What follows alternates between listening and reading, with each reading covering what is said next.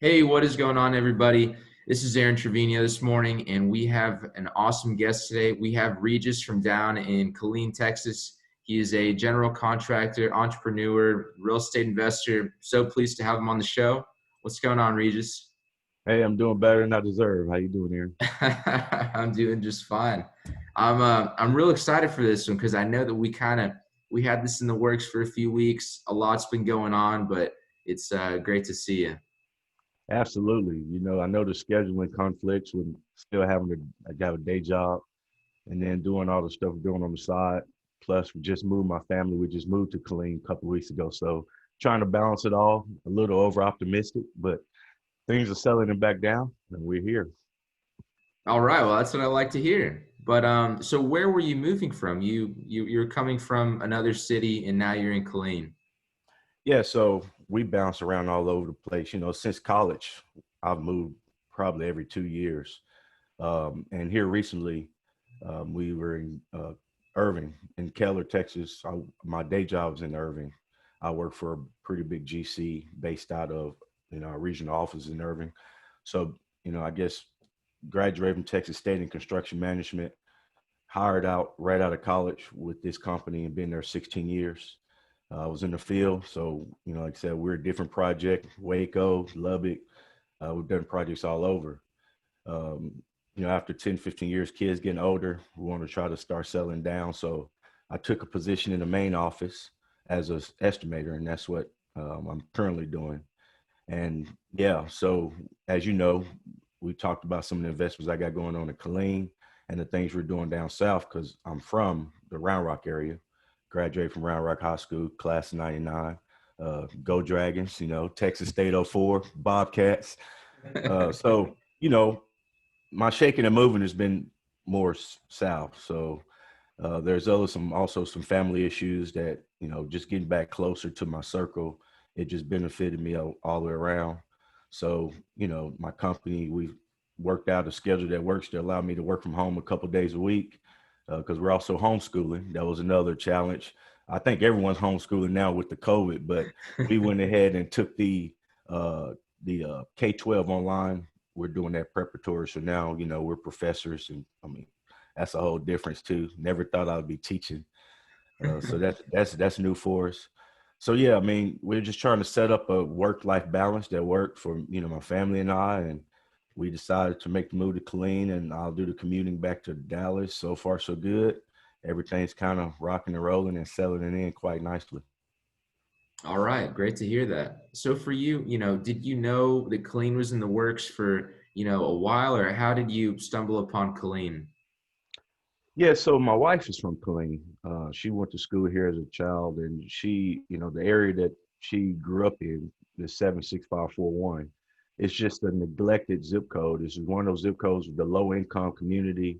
It's in a food desert, which what we mean by that is, grocery stores. If you can't shop for groceries in the same zip code that you live in, you're in a food desert. So a lot of the community and neighbors 41 has to go into 76542, and if you don't have a good transportation bus system, you're forced to just eat fast food or pay double at the corner store. So, doing this for 10 years, flipping and remodeling houses, own a construction company on the side, as well as work, have a day job. My background being construction. A lot of this educational construction and knowledge didn't come from my neighborhood where I grew up. I didn't know about this. When I was in some of the communities like the one I'm talking about in Killeen, you just don't hear about opportunities. My sky growing up, I wanted to work at a factory, Cub Cadet actually, I think it was in Brownsville, Tennessee. That's where I'm from, Littletown. And if you made it there, or Haywood Company, if you made it there, you made it as far as we thought in my community. So when I got the opportunity to move here to Texas, just being open to other opportunities, uh, having the opportunity to go to college. I didn't even think that was an option for me growing up. I'm just on the other side of a lot of contrast to where, wow, this, I did it, and I'm not a doctorate in rocket science. And so Colleen is home to me from Tennessee. I'm just back after 10 years of doing and figuring this all out, putting pieces together, and I'm still figuring it out, right? I mean, we know we never have this all figured out. You learning every day, or at least you should be learning every day. Um, Putting the pieces together, and then I get people on social media. Hey, I see you doing this. Where do you get started? I don't have much money, but I want to do something. And in real estate, someone comes with me with $1,000 or $500. To them, because on average, there's a big percentage of people in my community where I come from. Their average bank account is $1,500. So when I say, "Hey, who has 10 grand to go in with me to build this?" and they look at me like, "Why are you? I'll never get there, right?" So the crowdfund in the Collin area, we started a little community crowdfund where you can invest as little as $100, and we made it low on purpose because we're trying to educate and empower the community that you can become an investor. You can create what we want to call a community 401k, and we have alternative ways to getting there versus getting grants or getting loans. So Collin just seemed like a good market to get started with. My wife, she's got ties there. My day job, I build water treatment plants, and we were stationed in Collin for a while, or actually Harker Heights, I think it was. So I had a chance to do a little driving for dollars, if you will, and we just kind of the synergy there. Wife, oh, I remember this building as a kid. She was in elementary school, and she grows up now, 20, 30 years later, and she said that looks exactly like it was when I was a kid. So you can see that the stagnant in the area, the growth is very, very slow. And there's a lot of dilapidated properties in Collin, a lot of boarded up homes that some kids grow up thinking that's part of construction. If you grew up as a kid all the way through a neighborhood, you drive by houses with plywood in the windows every day, that's your normal. So when you drive by it, you don't know that it needs to be fixed up. Maybe some people don't even know where to start. So that's kind of what I'm doing. I've been kind of accused that I have lenders when I'm doing refinances, accuse me of well, not really an accusation, but they were confused. Like, you seem to know what you're doing. Why are you in Collin? So I guess, I'm hearing now that the perception of if you're investing in Collin, you're either a rookie or you have no, you don't have any really good real estate knowledge. But our movement is twofold. We're profitable. It's a for-profit company, but we also want to do, a purpose behind it. Flipping houses for 10 years, it gets, when you're not in for the practice of it becomes a grind and it becomes a headache. Anyone who's been flipping houses more than 2 years know, there's money in it, but you want to really scale to the next level.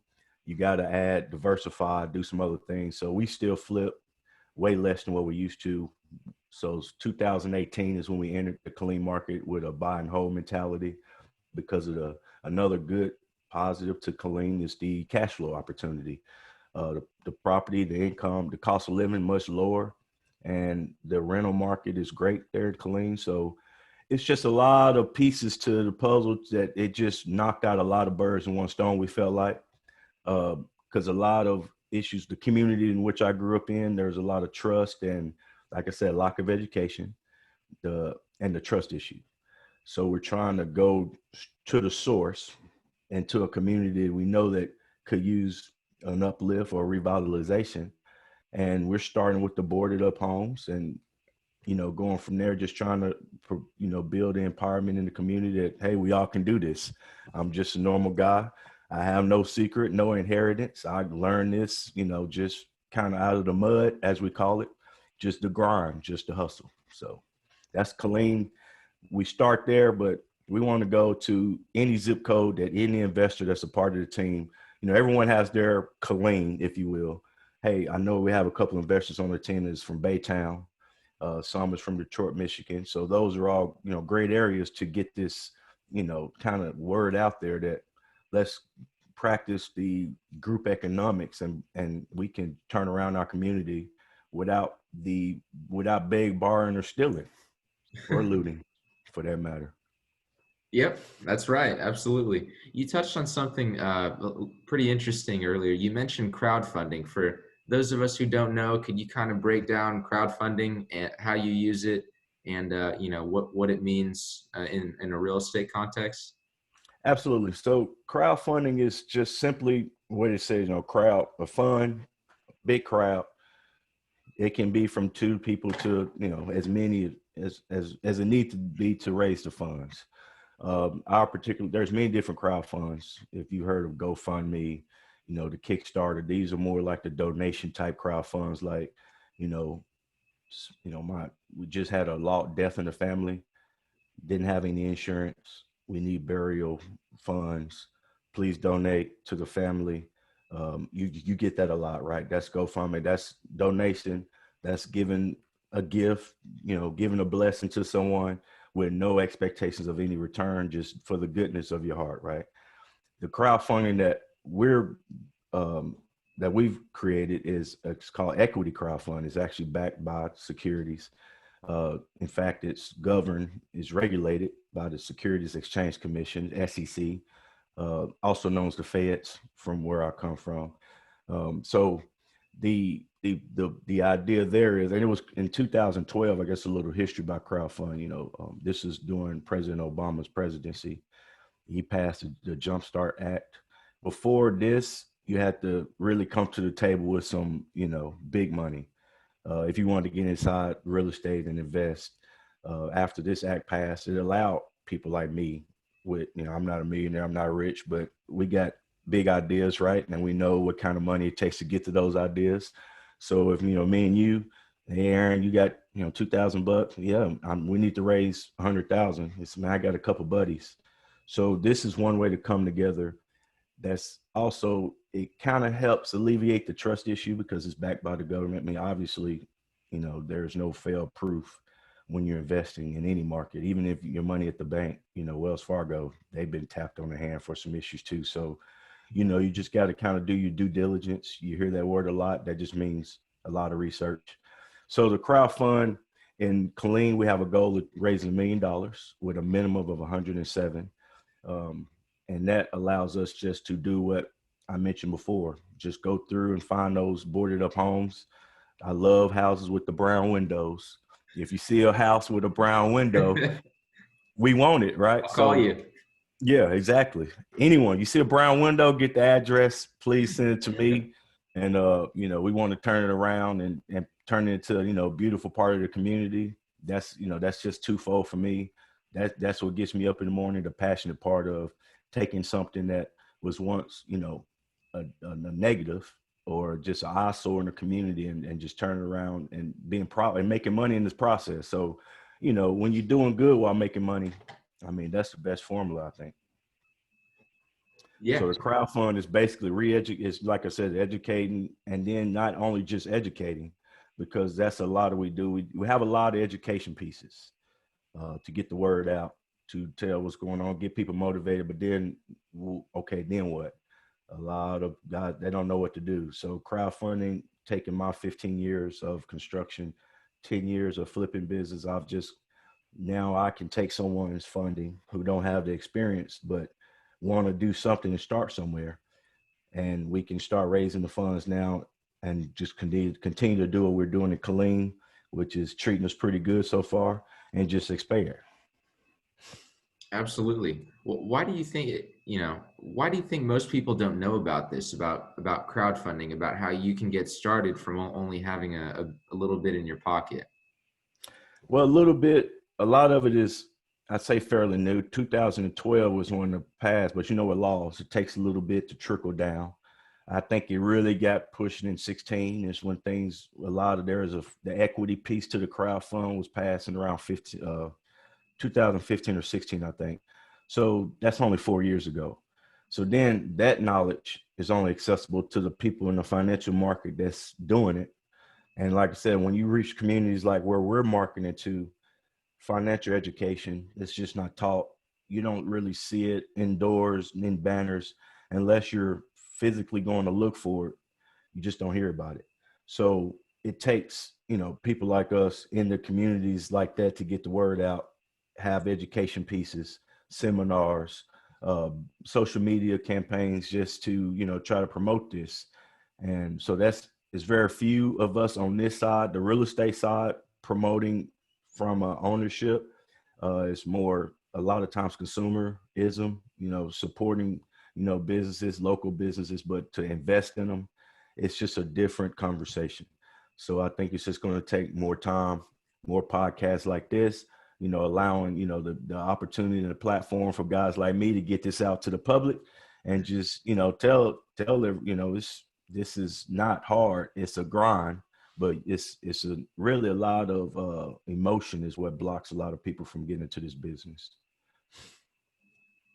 Absolutely. Could you kind of touch on that a bit more about the emotion that prevents people from getting in?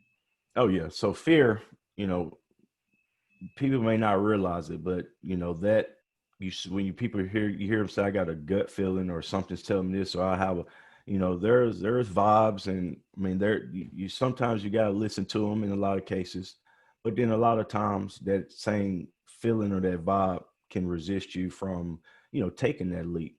So a lot of people like me, I I'll jump by seeing someone else jump. I'm not really much of a pioneer. I don't reinvent wheels. I'm not an inventor, but I do try something that's already been proven, maybe in a new market. So that's the fear is for me is not knowing every move that I make in real estate is a new lesson, and I'm just hey, oh, I learned. That's how I've chosen to get into real estate is through the hard knocks.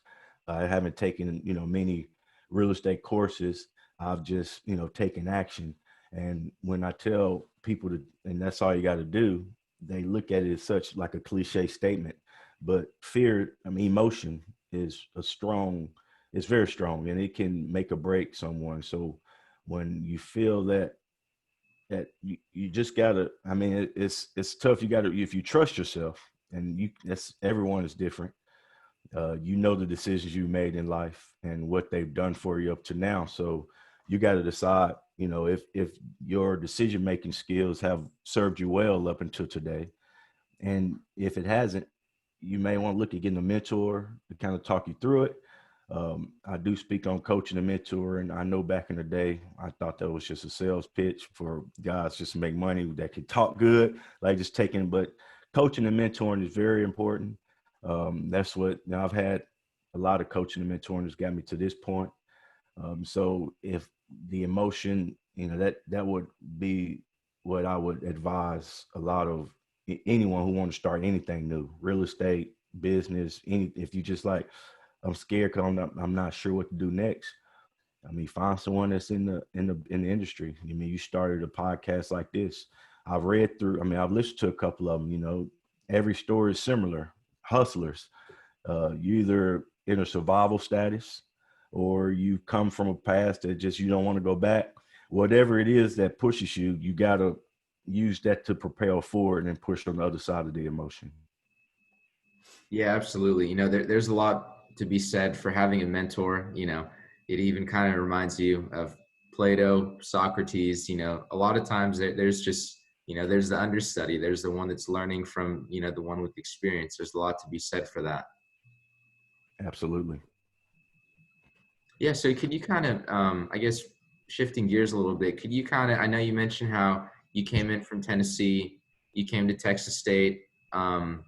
And you touched on an interesting point there. Growing up, the lack of trust in the community, the lack of the financial knowledge you had mentioned.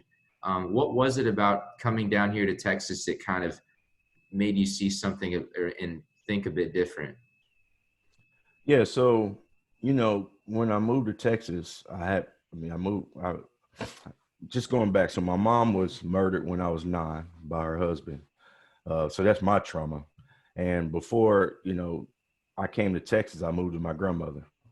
A little, everybody said I was a knucklehead, but as I grew up, I learned that probably was just trauma from me, waking up and witnessing my mom and her husband both shot. And I have a little brother and a daughter. So it was a rough patch from, 9 years old up to 16. And, I'm thankful for my family because it takes a village. I was fortunate to not end up in CPS or under any kind of government, um, um, what's that, custody. If I moved in with my grandmother, and also ended up moving with here to Texas, my aunt. So it took a village for me.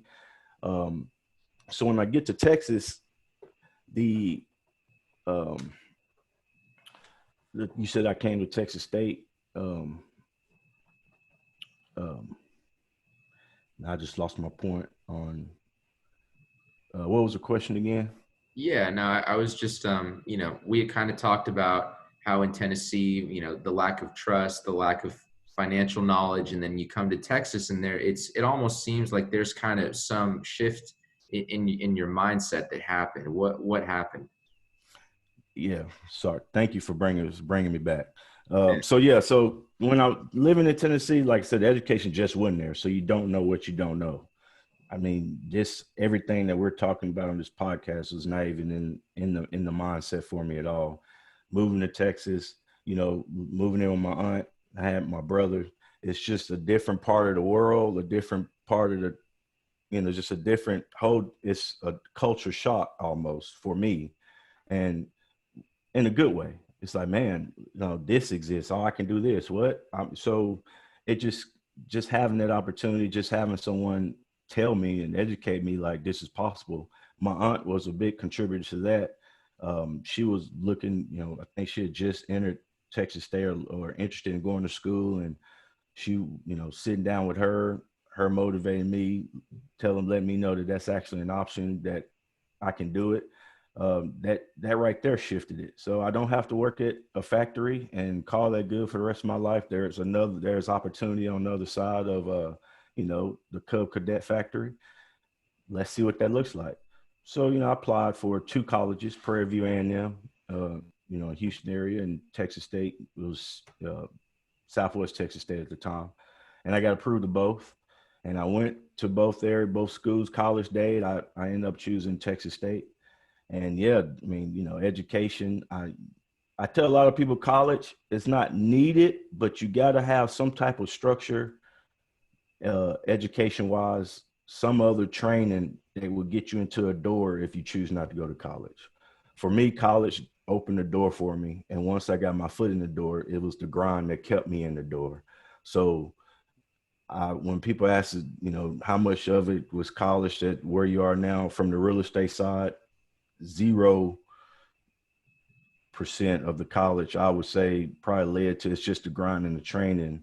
And, but how I got to the opportunity to even practice real estate, again, in real estate, I would owe it to college. Does that make sense? Yeah, absolutely. It almost seems like those 4 years in college were kind of almost like a practice in mental discipline, you know, and then you get to the grind after, right? You see the fruits of your labor after. Absolutely. So, for me, when it comes to college and if you should go or spend those kind of funds, it really depends on the end goal. You got to have a plan. I would like to have kids to tell them kind of know, at 18, where you want to be and grow up. I mean, you probably saying the same thing you saying when you was 10 for most kids. But, for me, I knew I wanted to be an architect. I just wanted to build stuff. I shifted from architecture and engineering more to the construction side later. And that was just all kind of, you know, trial and error education. So that's what shifted my mindset from once I, got into the construction industry and I was able to have exposure to other things that I've never been exposed to before. It's just, it allowed it, light bulbs clicked on, connecting the dots with my construction background. I know we also did a lot of corporate housing, and I was responsible for finding the housing whenever we relocate. Like I mentioned, every couple of years, we're in a different city, so we're trying to find housing. And price wasn't really the priority. It was more location to the job. We wanted them close, so we didn't have any issues. So knowing that knowledge, I look on the big calendar in my job. Hey, we're finna build a $60 million job. We're gonna need at least 4 or 5 duplexes for our guys. Let me just drive on down there and find a duplex. That's how it all started. So I'm gonna be the corporate housing for the jobs that we move to. So again, just thinking this is nothing. I'm just how can I capitalize on this opportunity? They need corporate housing. I know the job is there. I can run the job. So I started researching, going to classes. The first one was in Austin, a real estate group, and then I grew into the Field Grove, Shanoa Grove. They were in Austin, just starting at the time. I remember sitting in the same real estate group as Phil. He has a host of different, San Antonio. He's grown, so I've watched them grow, and that's kind of been my behind the scenes. I've seen that group, that real estate networking group. They don't know me, but I've watched them, via social media, or I go to some networking groups. I've even driven to Houston just to hear of what they're saying in Austin. Well, it's the same thing in Houston. I've seen them in Dallas. So that's kind of my behind the scenes research to make sure, is this real? So as I'm collecting all this information, then the next step is, like I said, that emotion. I started doing this in 2008. I didn't buy my first purchase until 2010. It took me 2 years to get that, I can do it. And then my first flip was in 2012, another 2 years. So it was just moving super slow. But around 2012, 2013, that emotion was kind of, okay, it took me 4 years to kind of get that fear. So that's why I teach people first. I have a couple videos on my Facebook. It's the Urban Power Connections on Facebook. Check us out. I know you're going to put the plug for me down below because Of course. So you see the videos there. And when I talk on this, emotions, just do it. The little cliches, the little simple statements that most people always hear that they're not going to hit until you reach that part of your journey where it sinks in. But if, we continue to get the consistent messages out, fear, you got to find a way to manage your fear. Don't let it, get in the way of business decisions when you're thinking logically. When you keep hearing them, you got to say, look, I've heard this from too many different sources. Let me see what this is. So, just getting that part out and that education and that's what helped me the hard way. I was, man, I don't know nothing about this. Fuck it. I've said, that was my coming up. Fuck it. YOLO. That's no, you don't live. You got to pump yourself up. Be like, I got to do this. So a couple of doing that. Now my wife is like, slow down, because I'll buy stuff. I want that. I want that. Because so many deals and you don't want to pass up on them. Being in the business as long as I've been in there, you just have good opportunities come your way. And when they fall in your lap, it's like a kid in the candy store and you just want to be able to take them all down. But, you got to slow down and make sure you don't, over leverage. There's a lot of other factors into the game. I know we're speaking kind of just 30,000 foot view here, but yeah, definitely the mindset was just from just trial and error for me, and just trying to educate, really not knowing where to go in a good plan and not having the funds. That's a big thing too. If you got the money, you can go get trained anywhere, but this is kind of the get it out of the mud technique. You're going to figure it out, learn, make some mistakes, and then learn from your mistakes, and not, stop and fail from, and quit from your failures or mistakes. Yeah, absolutely. I mean, big picture here, it kind of sounds like this is just a big story of compound interest. You have your starting point, you're not exactly sure where to go. You just kind of, just out of the mud, you're saying, you just kind of figure it out over time. You talked about having that crew, finding those duplexes, and, it's all kind of come full circle for you. Yes, absolutely. It's just, building the puzzle. So construction being my background, going to school for it, I have technical training in the construction piece. So that's what's gotten me here, and adding in the real estate piece from, look, I want to make a couple bucks extra getting a duplex. And then that's kind of evolved. My wife, she has a real estate license. So she's adding that piece to it.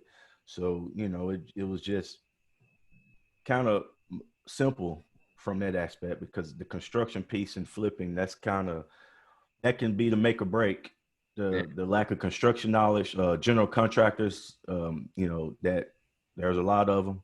There's a lot of private groups. Just, hey, don't use this guy. And it's a small world. We all know him. I mean, Aaron, we click on one group and somebody say don't use him, like, dang, he on my page over here doing this. And so that goes back to the trust. So if you're already leery and then you get into a circle and then you hear one thing, that one bad apple, it could be 10 good apples. I've got a couple bad apples. I've taken the loss on a lot of, uh, different opportunities here and there, but I've also made money on a lot of great. So I'm still here 10 years later, but I will tell you, it hasn't been, fruits and berries the whole 10 years. And when it's the grind piece is what's got to stay there. Even while you're learning, the grind can't go away. You may not know what you don't know, but if you know you're going to keep grinding to get there until you figure it out. Or if you like school, I'm not a training school guy. There's training courses and classes. That's just never been my MO. Yeah, no, I totally get that. Um, you know, you mentioned something interesting there, kind of about, having that construction knowledge. Obviously, I know you're very skilled and knowledgeable in construction, but you mentioned how it can kind of make or break you when you're doing a project. What sort of construction, maybe mistakes or knowledge that people generally not have that, could help them with their deals? Yeah. So if you don't have, if you have zero construction knowledge, then you're relying when you're flipping the house, if you're in real estate, I mean, you're leaning on your general contractor. So when you're getting quotes, if you don't know anything, the mistake is people's DIY. HGTV is not correct. The commercials, when you're going to get your drink and your soda, that's where the real work behind the scenes, when the camera's off, when it comes back on and they're like, "Whoo, the slab was out of level, man. We got that done in open houses in like a couple of days." It's comical, So the common mistake is the DIY networks, they give you tips and, kind of showing you that you can do it, but it takes a little bit more research behind the scenes, a little bit more reading up. So if you're just watching the TVs and then you go buy a house, I would say slow down on that. If that's the path that you're taking if what I'm saying now sounds like the path he was about to make, just a little bit, just slow down. Right. The other thing is contractors. I mean, there are a lot of dishonest, and there's a lot of honest contractors who just don't know the I guess they're learning it too, I guess, which that's so dangerous. If you're still trying to figure it out, you get, carpenter A who knows how to trim out a house and he sees it done and his boss is doing what he does in the behind the scenes and he's just in the house doing the work, and he said, "Man, I can go into business for myself. This is easy." But they don't realize the marketing, the upfront to get the business. He's in there doing the job for this client that he didn't have to find. He just shows up. You go into business by yourself. I can do this. You go to a client's house. You can do it, but you don't know how to bid it. So then you bid so you can do great work, but then you can't afford it because you gave up, if it's $1,000 job and you told them 750, you gotta make up that difference. So then a lot of contractors, they make it up by, screwing the end user, which would be the client. So you got a lot of that, they meant well, but at the end of the day, it falls in the same category as shady contractors. So you build that reputation. So if you're not knowledgeable in the industry and you're just coming out watching TV or whatever you learn, say, "Man, I just hear someone say, get into real estate, I'm gonna get into it." And you decide to get into it this way, in the wrong way, it can be very dangerous, because flipping the house, it's tougher in my mind than new construction, because it's a lot of unknowns when you go into a property. You can get the home inspected or things of that nature, but that can only go so far, because then they got CYA clauses. "Oh, I didn't check this, I ain't checked that." So and then that adds to cost, because if you want to do your full due diligence, you got to get all the professionals out there. You got to get your HVAC guy, your plumber. You can't just look at their systems. A lot of those guys don't show up for free.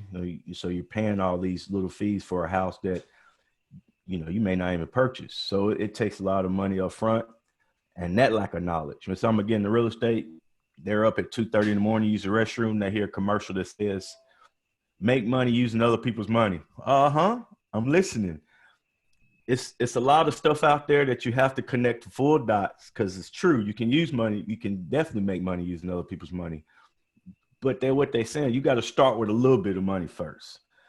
In my opinion, you can't just go out there with zero. And I think a lot of people think, "Okay, I'm going to use other people's money all the way through." So it's just goes back to the education, the information. So a lot of people can get in trouble because of the information, how it's fed to them and how it's received. They think they can just take it for face value on, I call it FBU, Facebook University, because a lot of people learn off the social media and they go to work, and it works for some people, but in the real world, it's when the cameras are off, there's a lot more work and research. So Yep, there definitely is. I mean, I can think of something. I mean, if you if you're looking to pick up a house, you're looking to flip a house, and then you kind of see, okay, well, maybe I can make more money if I add more square footage, right? So you add more square footage, you'll need to pull a permit, you need to have plans, have everything out there, and it can get a little complicated. oh, and on top of that, if you're in Austin, he said, I'll get a permit. And then I got this hard money loan that expires in 6 months. And you go to the permit office and you turn, hey, when can I expect my permit? About, 3 to 4 months. And you're eating up this hard money loan every month until you get that permit. You haven't even started. Yeah. Some of us hadn't even started. So anyway, you're waiting on this permit to come before you start anything, right? And you're 3 months go by, mortgages, holding costs, just sitting there, and then you start. Now here come the hard money lender. Hey, you got 3 more months. Where you at? So you're extending, you paying more points. So it's a lot of little, and if you're going that route, right? So if you're dealing with the city of Austin, you're dealing with hard money, you definitely got to factor in that time. A lot of people, you got a 90-day flip, plan it for a year. If the money don't work in 8 to 12 months, don't try to make it work in 90 days.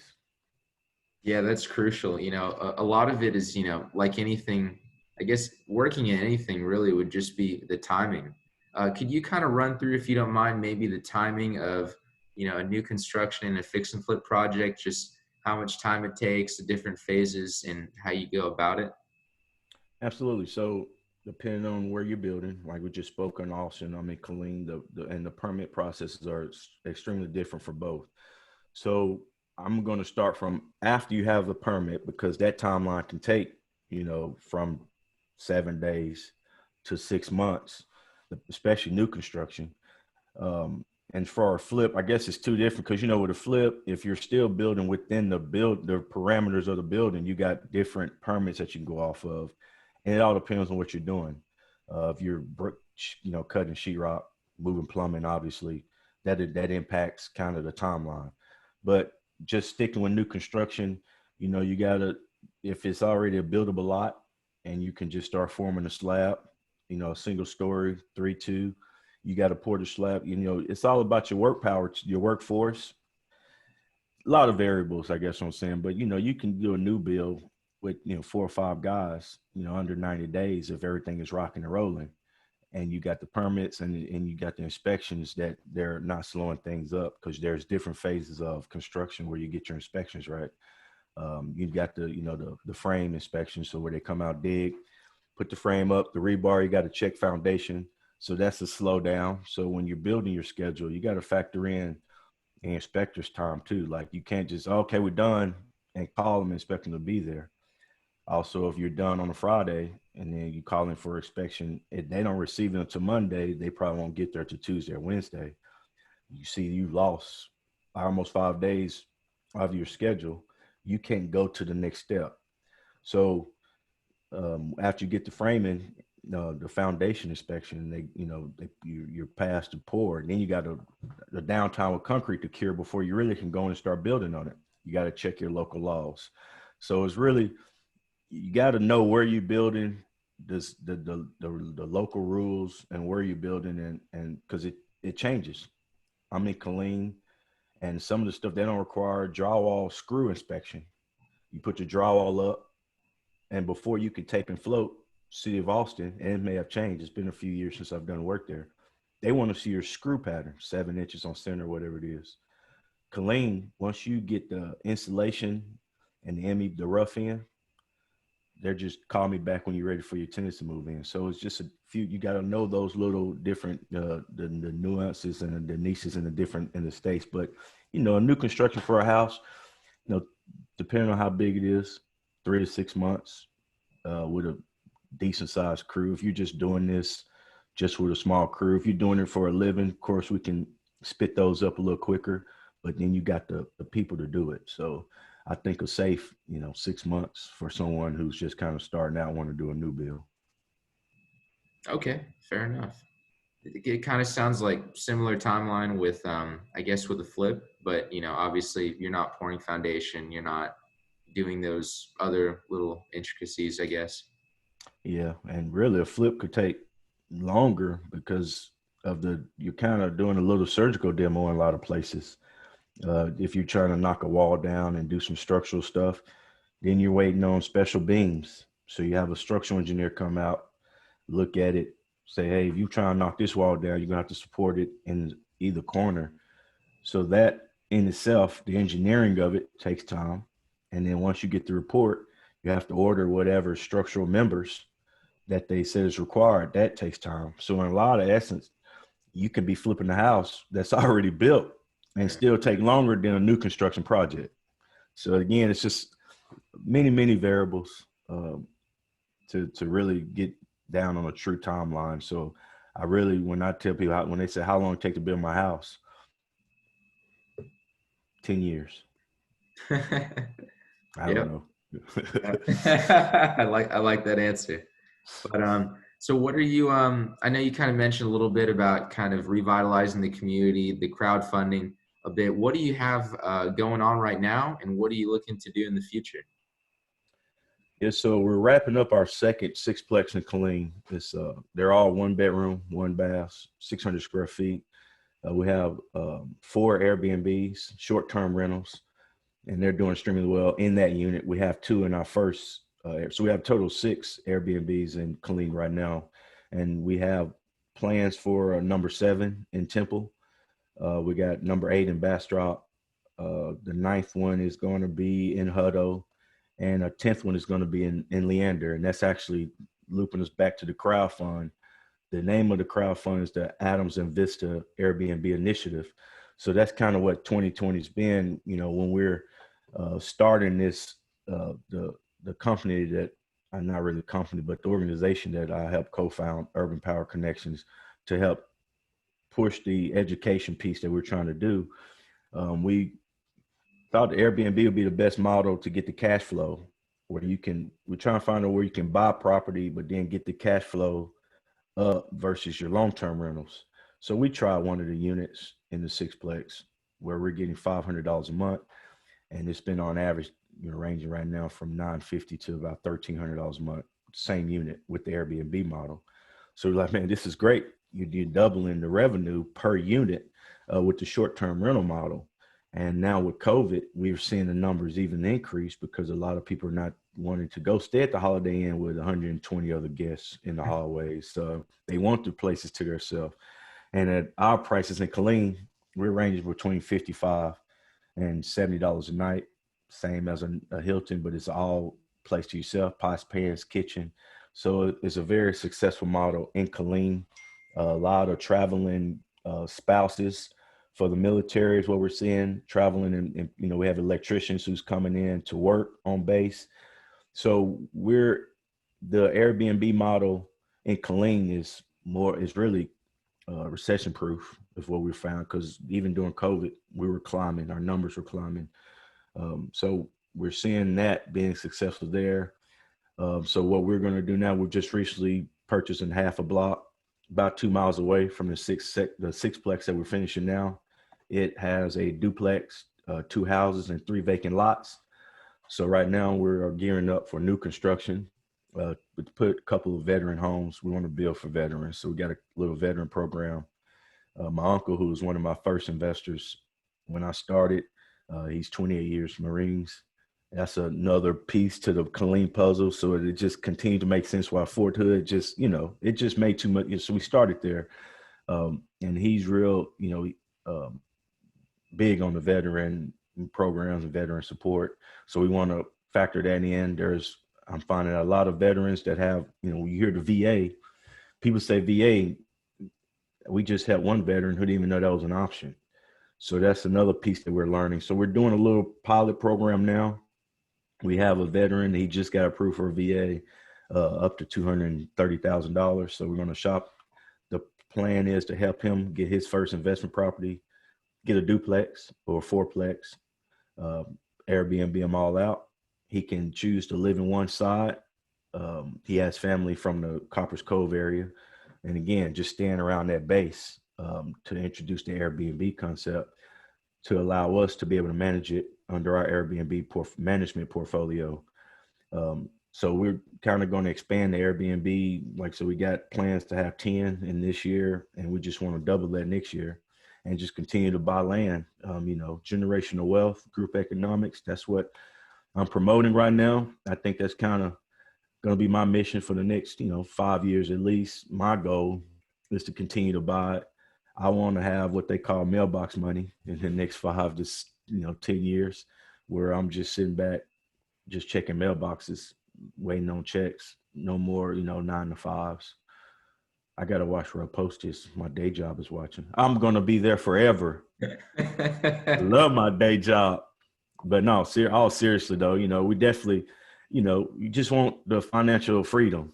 So I don't have any reasons to walk away from my day job. It's construction. It's what I do. It's what's got me here. And, I love it. But of course we just don't want to, we don't want to get up. Anybody who just wants to get up and get a 9 to 5, they are in a spot where I think that's where, you love it. So I said, I love construction, but I don't love the 9 to 5. That's just, I can't get them two together. If I can just go in when I wanted to, they'll get me there. I'll die in my day job. Fair enough. Well, Regis, is there anything else that you haven't said that you'd really just like to hammer home? Yeah, just circling back to the crowdfund piece. So I just want to stress the importance of, anything you want to get started in on. Just reach out, find someone who's doing it, track them, build the rapport, build the trust in yourself. Our networking event, we had, someone come in from Austin. She stepped way outside of her comfort zone. She's an introvert, don't like people, but she was, saw the video. So this is why, like I said, thank you for providing this opportunity, because videos like this, someone's watching this, 1 or 2 people, Austin Lenny, I met him. We've actually, on our way to do business, I watched his podcast. He got passionate, started, fuck this. And that's my man. He's mad, but that's passion, right? And a lot of people also, I want to say, don't take that as a disrespect.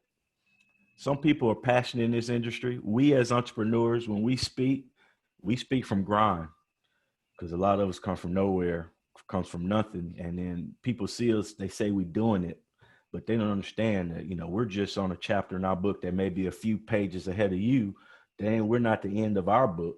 So when you're comparing your chapter to someone else's grind, you got to kind of be careful there, because that's where a lot of people make mistakes.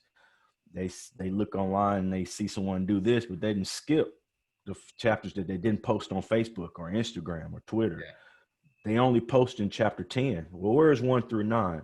So when the feedback I give to someone, like, emotions, manage them, think logically, don't think with your emotions, but also, do your due diligence, do your research, just kind of, ask questions. Don't be afraid to not know what you don't know.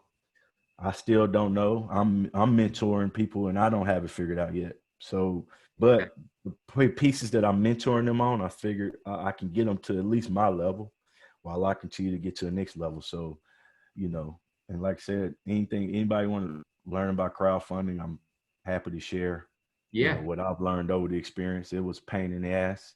And, we got a long way to go to get to our minimum. But, if it don't work out, we're just going to keep on moving the way we've been moving. Like I said, we got the half a block. We're going to double the Airbnbs, and then we'll try again next year. Beautiful. Sounds good. Well, Regis, where can we find you? Are you on social media? How can we get a hold of you?